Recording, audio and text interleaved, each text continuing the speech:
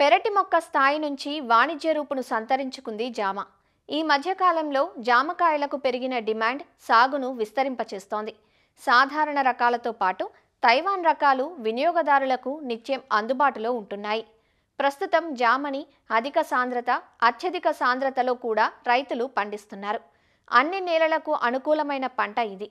జామను నాటిన 3 ఏళ్ల తర్వాత నుంచి పంటను తీసుకుంటే మేలైన నాణ్యత కలిగిన దిగుబడిని పొందవచ్చని శాస్త్రవేత్తలు సూచిస్తున్నారు. సాధారణంగా జామ నుంచి ఏడాదికి 3 సార్లు పంటను తీసుకునే అవకాశం ఉంటుంది. మొక్కకు ప్రతి ఏడాది ప్రూనింగ్ పద్ధతిని తప్పనిసరిగా అనుసరించాల్సి ఉంటుంది. మొక్క గొడుగు ఆకారం సంతరించుకునేలా కొమ్మ కత్తిరింపును చేస్తే మొక్క ఆరోగ్యంగా పెరిగి మంచి ఫలసాయాన్నిస్తుంది. జామలో పాటించాల్సిన యాజమాన్యపు మెలకువలను సూచిస్తున్నారు సంగారెడ్డి ఫల పరిశోధనా స్థానం ఉద్యాన శాస్త్రవేత్త డాక్టర్ హరికాంత్. ఈ జామ తోటలనేది ఈ మధ్య కాలంలో ఎక్కువగా రైతులు అధిక సాంద్రలో, అదే విధంగా అత్యధిక సాంద్రలో కూడా వేస్తూ ఉండడం గమనించవచ్చు. ఈ జామ యొక్క స్పేసింగ్ చూసినట్టయితే 4x4 మీటర్లు, అదేవిధంగా 4x3 మీటర్లు, అదేవిధంగా 3x3 లేదంటే 2x1 కూడా వేయడం జరిగింది.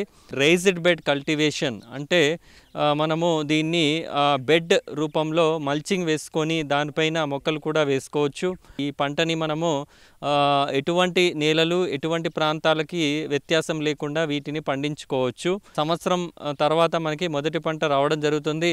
ఒక 2 కానీ 3 సంవత్సరాల తర్వాత పంట తీసుకున్నట్టయితే మంచి క్వాలిటీ, అదేవిధంగా అధిక దిగుబడి కూడా మనం సాధించుకోవచ్చు. జామలో చూసినట్టయితే మనకి సీజన్ పరంగా 2 కానీ 3 సార్లు కానీ మనకి పంట వచ్చే అవకాశం ఎక్కువగా ఉంది. సో జామకి నీరు పెట్టినట్టయితే మనకి మంచి పూత వస్తుంది. సంవత్సరంలో 3 దఫాలుగా, అంటే మనము summer season crop, winter season crop, అదేవిధంగా రెయినీ సీజన్ క్రాప్, ఈ 3 పంటలు కూడా మనం తీసుకోవడం జరగచ్చు. సో ఇందులో వింటర్ సీజన్ క్రాప్ అనే పంటకి మంచి క్వాలిటీ వచ్చే అవకాశం ఎక్కువగా ఉంది.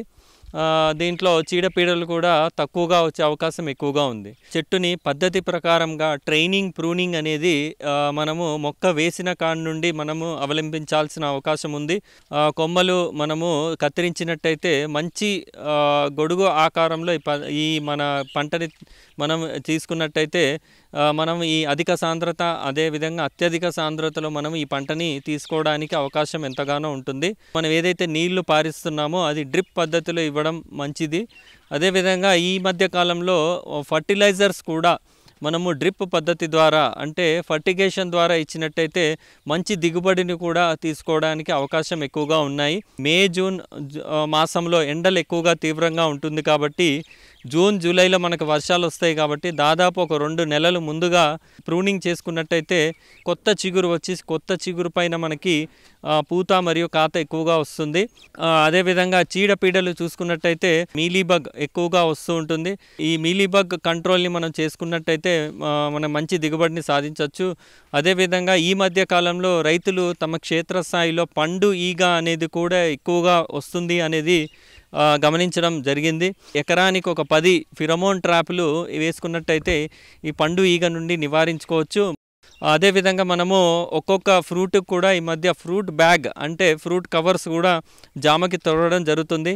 ఈ జామకి ఫ్రూట్ కవర్ తొడగడం వల్ల కూడా మంచి క్వాలిటీ, అదేవిధంగా మంచి దిగుబడిని కూడా పొందవచ్చు. ఈ కాయ నాణ్యత అనేది పెంచడం కోసము పిందె దశలో ఉన్నప్పుడు 13045 కానీ లేదంటే సల్ఫేట్ ఆఫ్ పొటాష్ కానీ మనకి మార్కెట్లో లభ్యమవుతుంది. ఇది దాదాపు ఒక 5 నుండి 10 గ్రాములు నీటిలో కలుపుకొని పిచికారీ చేసినట్టయితే మనకు కాయ సైజు పెరుగుతుంది. అదేవిధంగా పండు నాణ్యత కూడా ఎక్కువగా వచ్చే అవకాశం ఉంది. సో ఇటువంటి పద్ధతుల్ని మనము పాటించి ఈ మంచి దిగుబడిని సాధించుకున్నట్టయితే జామలో కూడా మంచి లాభాలని గటించవచ్చు.